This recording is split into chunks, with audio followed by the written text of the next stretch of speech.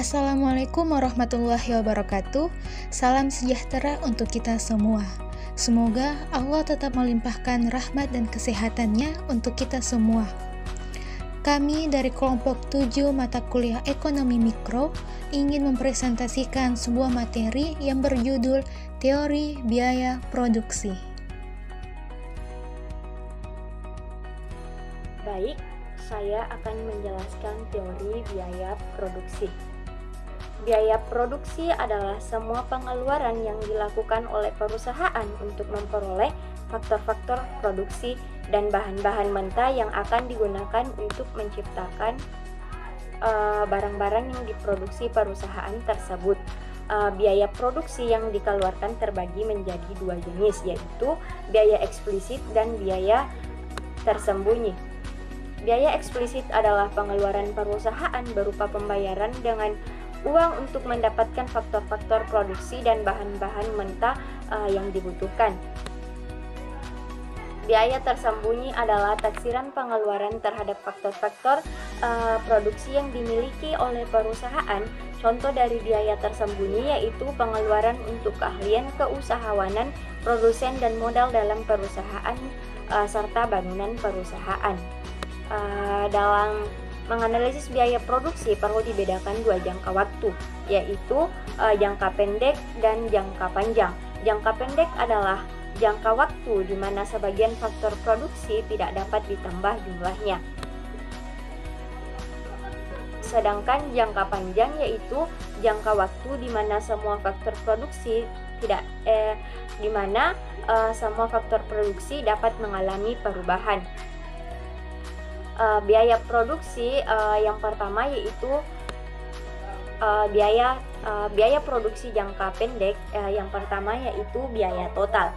Biaya total adalah keseluruhan jumlah biaya produksi yang dikeluarkan. Konsep biaya total dibedakan menjadi tiga, yaitu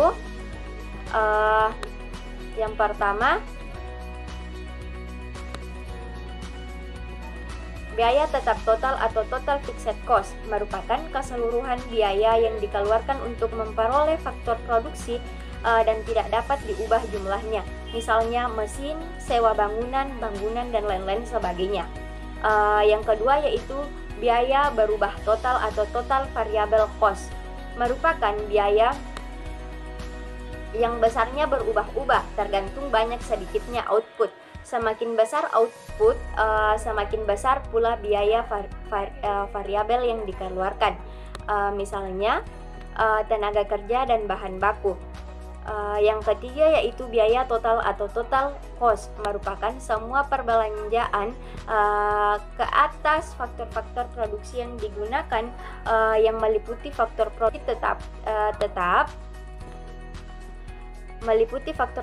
tetap, jumlahnya dan yang dapat berubah. Rumus dari biaya total yaitu TC sama dengan TFC ditambah TVC. Biaya rata-rata. Biaya rata-rata dibedakan menjadi tiga jenis, yaitu yang pertama biaya tetap rata-rata atau average fixed cost, yaitu biaya tetap yang dibebankan untuk setiap unit output. Rumusnya yaitu AFC sama dengan TFC per Q. Yang kedua yaitu biaya berubah rata-rata atau average variable cost, yaitu pengeluaran variabel yang dibebankan untuk setiap unit output. Rumusnya yaitu AVC sama dengan TVC per Q. Yang ketiga yaitu biaya total rata-rata atau average total cost, yaitu biaya produksi yang dibebankan untuk setiap unit output. Rumusnya yaitu AFC sama dengan TC per Q atau AC sama dengan AFC ditambah AVC. Yang terakhir yaitu biaya marginal atau marginal cost, adalah kenaikan biaya produksi yang dikeluarkan untuk menambah produksi sebanyak 1 unit. Rumusnya yaitu MCN sama dengan TCN dikurang TCN kurang 1 atau MCN sama dengan delta TC per delta Q. Di mana MCN ini yaitu biaya marginal produksi ke N. TCN adalah biaya total pada waktu jumlah produksi N. Dan TCN kurang 1 yaitu biaya total pada waktu jumlah produksi adalah N kurang 1. Selanjutnya, materi selanjutnya akan dijelaskan oleh Saudari Nur Aidah. Terima kasih.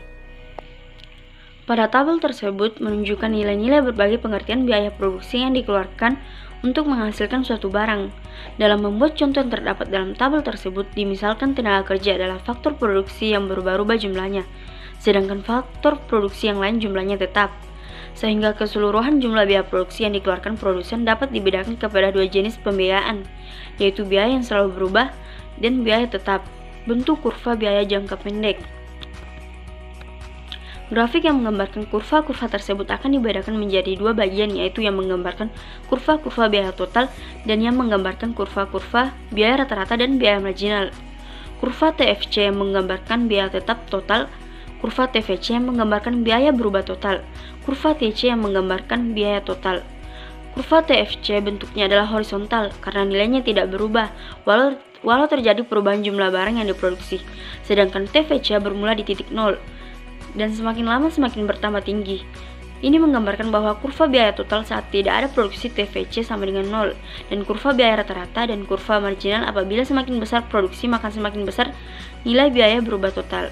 Bentuk kurva TVC yang pada akhirnya semakin tegak menggambarkan bahwa produksi dipengaruhi oleh hukum hasil lebih yang semakin berkurang.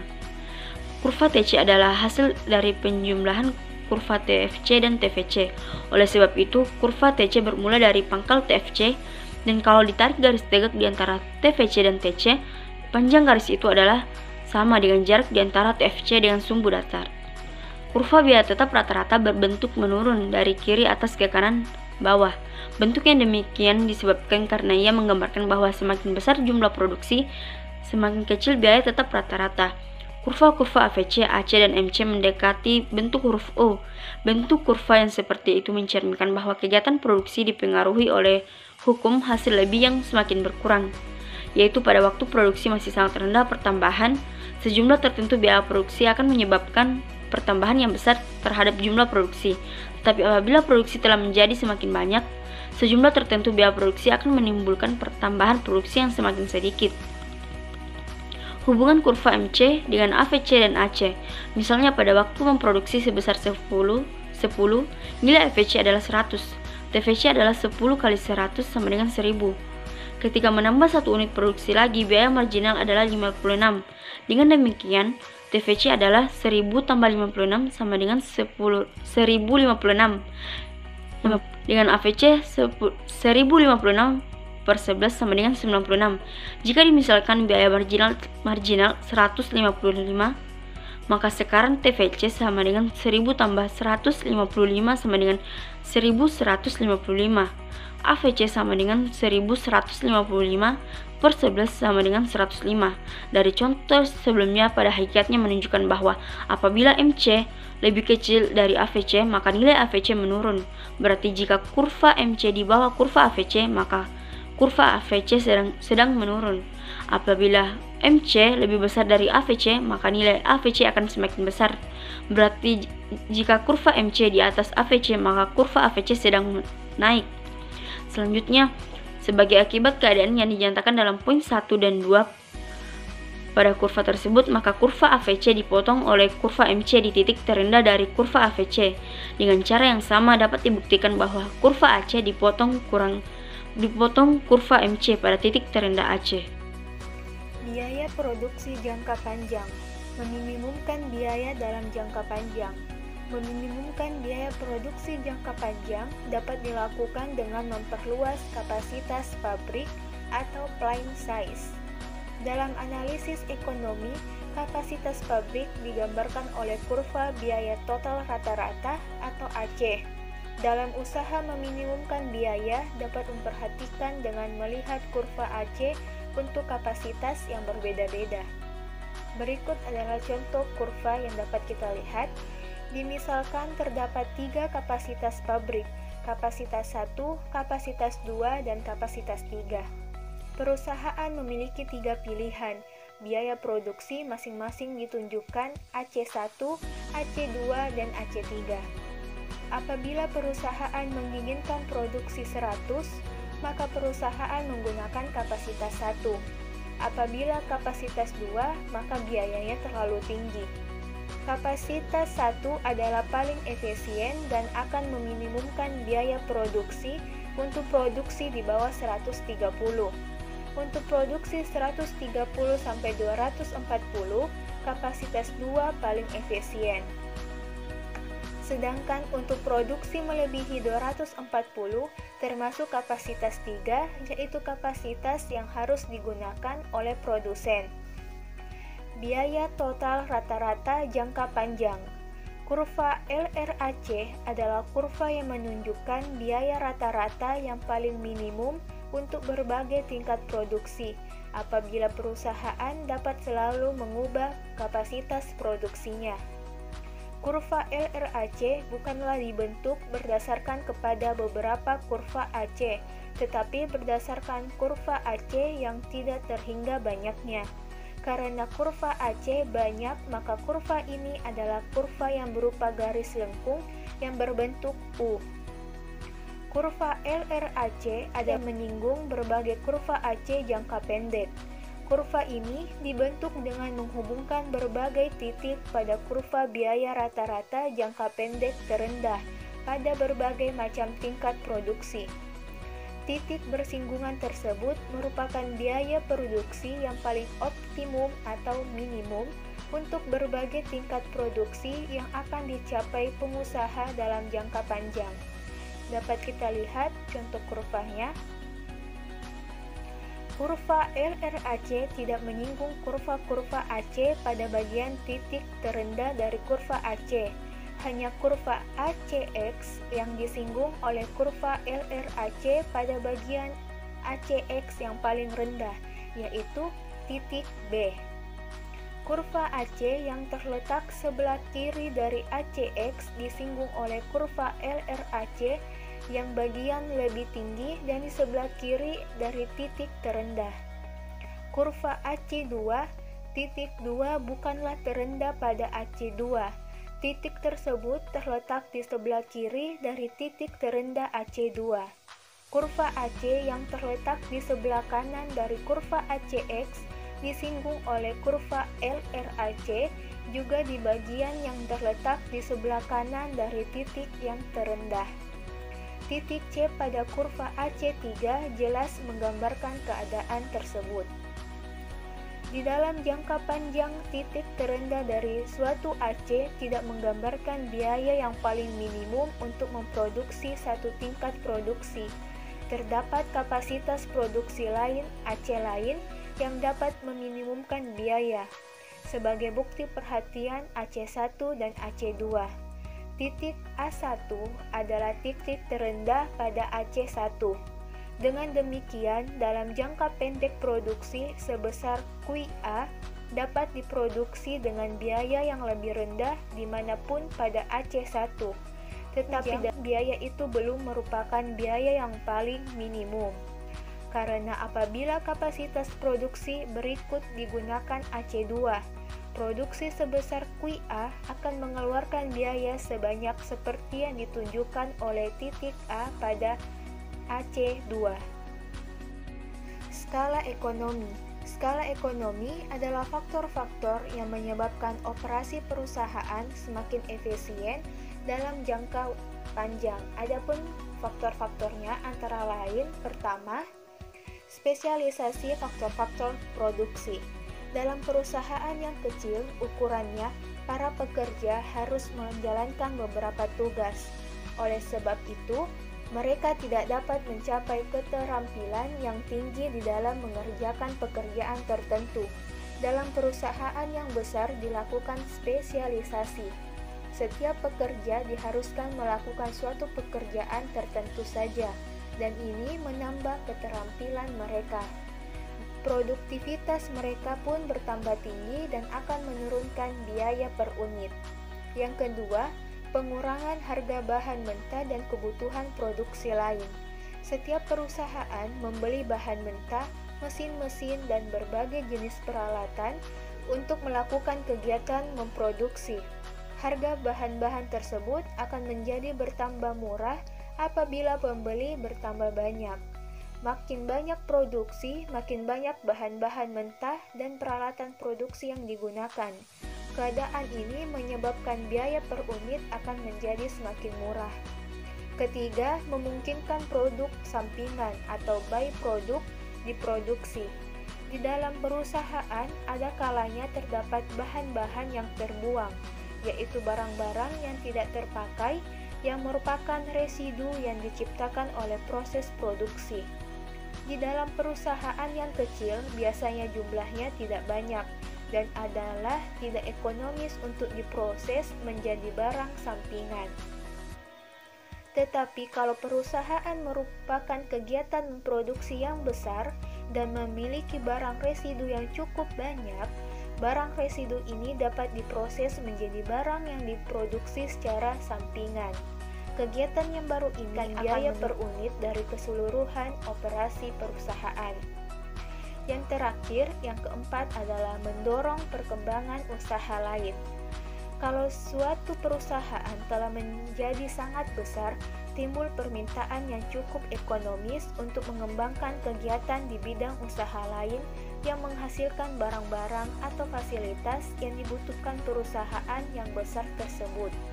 Sebagai contoh, pembesaran perusahaan lain akan mendorong pemerintah menyediakan jaringan pengangkutan yang baik dan fasilitas penyediaan air dan listrik yang murah.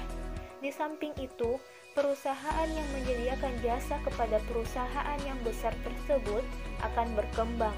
Berbagai perkembangan ini akan mengurangi biaya per unit.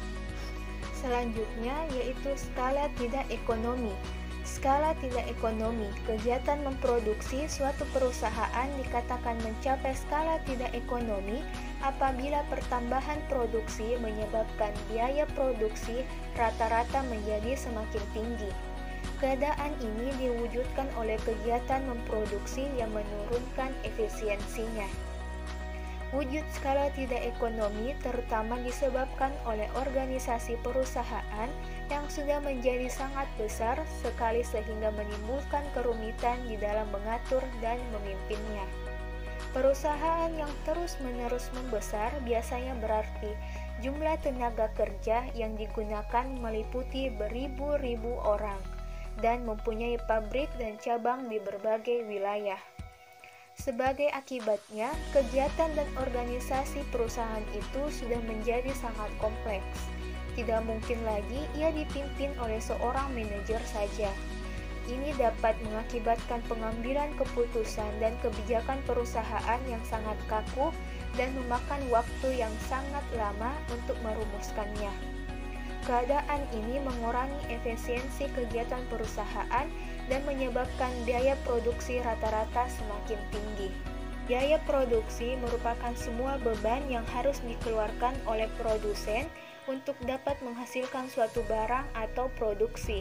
Dalam teori ini dikenal berbagai macam biaya dan dibedakan menurut jangka waktunya, yaitu jangka pendek dan jangka panjang. Biaya tetap adalah biaya yang besarnya tidak tergantung pada hasil produksi. Artinya, biaya tetap dikeluarkan dengan jumlah sama meskipun hasil produksi mengalami penurunan. Sedangkan biaya variabel ialah biaya yang besarnya berubah-ubah mengikuti tingkat produksi. Artinya, biaya ini akan semakin banyak dikeluarkan apabila produksi yang dihasilkan semakin meningkat. Pada teori biaya produksi periode jangka panjang, semua biaya bersifat variabel atau berubah-ubah. Sedangkan pada periode jangka pendek, biaya bersifat tetap atau tidak berubah. Namun, hal ini tidak menutup kemungkinan bahwa biaya tetap pada periode jangka pendek juga akan mengalami perubahan.